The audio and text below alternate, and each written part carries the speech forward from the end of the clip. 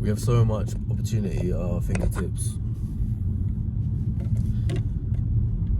Sometimes the less obstacles we have, the less we appreciate it or use it to our advantage.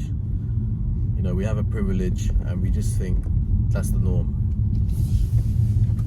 You know, like, look at the society we're living in. We have all this technology at our fingertips.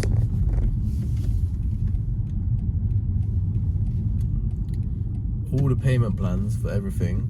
If you look at any sort of payment plan for all of these apps, they're all free. They all have a free version so everyone can try them. Everyone can use them in their life. There's no excuse.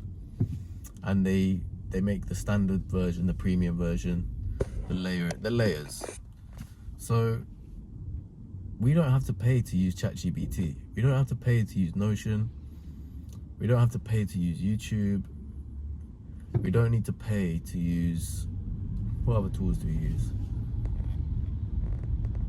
So many other tools are free to use to us. We have so much opportunity at our fingertips. Like we can launch a website for free just using the domain of the website provider. We have so many tools at our fingertips, but do we use them to the best of our ability? No, we don't. You know, like we have internet connection all day long. We have 5G unlimited data packages. We have so much opportunity at our fingertips. But something I've learned is that when there's an obstacle, it actually makes it clearer to you what you want. When we have less obstacles, when we have so much choice, so much in front of us, we often don't actually take advantage of it. A good example is when you go on Netflix and you're just swamped with so many programs to watch, so much choice, you don't actually end up watching everything. You kind of get a bit overloaded and go, I don't know what to watch. And it's the same with life. We have so many choices, we have so many options. You know, when you go to the gym, you've got so many machines, you've got so many choices of what to do.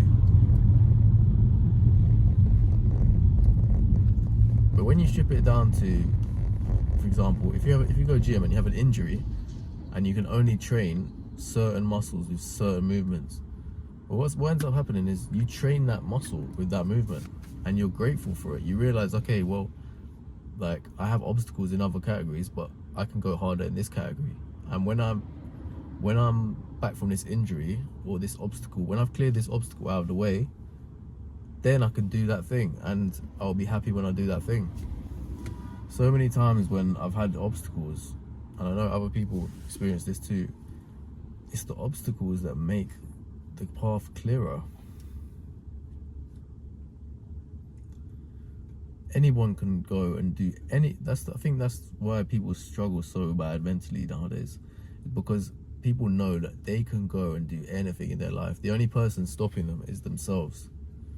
And that's a big burden to bear. Imagine people know in their lives that the reason why you're not successful is because of you and no one else but you. You have everything at your fingertips. You have every sort of resource and you have no excuse for not doing stuff, or not building yourself, not going to the gym, not building your business. You know, you have no excuse.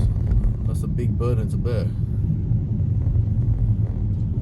Back in the day, where I don't know how long ago, but you would focus on one craft and you'd find the tools. You'd have to, you know, maybe buy the tools yourself or get someone to help you or teach you to how to do something. And then once you knew that, you'd be like, wow, okay, I know this now. I'm gonna do that. And your choices and opportunities were a lot less. But people didn't have that huge array of choices, so it didn't play on their minds mentally. It's like, for example, you're exposed to everyone in the world now. I don't know how many people are in the world, but there's billions of them. But with social media, internet, all of these sort of things, you are technically connected to the whole world if you want it to be. Not the whole world, but majority of the world, people using smartphones, etc. But you're basically connected to them. But back in the day, you would only be connected to the people in your town or your village. And even then, it would be a very small pool of people. For example, like imagine you're picking a partner. You had a very small choice of people. You might have to know them through a mutual connection, or it might be a girl you know from your town or something.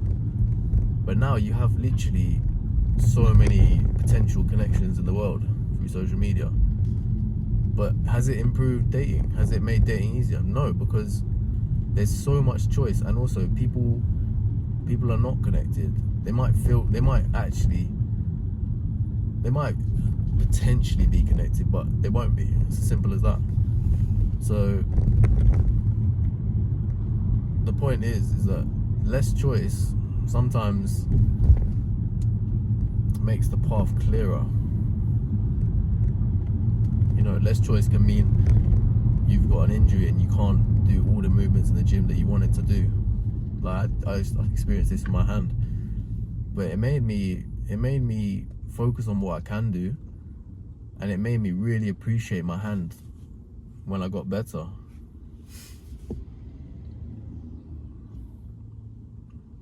So we need to embrace obstacles, because they make us really understand what we want in life. When we don't have obstacles, when we have a limitless life, let's say you grew up as a kid, yeah, and your money's not a limit.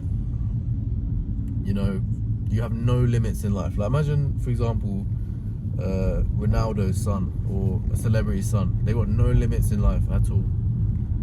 They got everything they ever wanted. Well, they've grown up with everything. But do they become the most successful person in the world through all those tools? No, not necessarily. There's actually a huge pressure on them. And obviously they have a way better chance of being successful than your average Joe, of course. No one's saying that, but the point I'm making is that they have everything. They have no obstacles in life.